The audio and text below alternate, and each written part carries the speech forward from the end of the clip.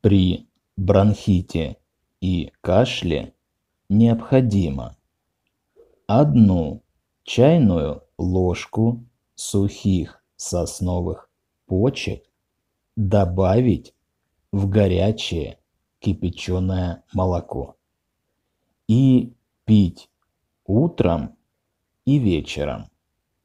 С вас подписка на канал и, конечно, лайк.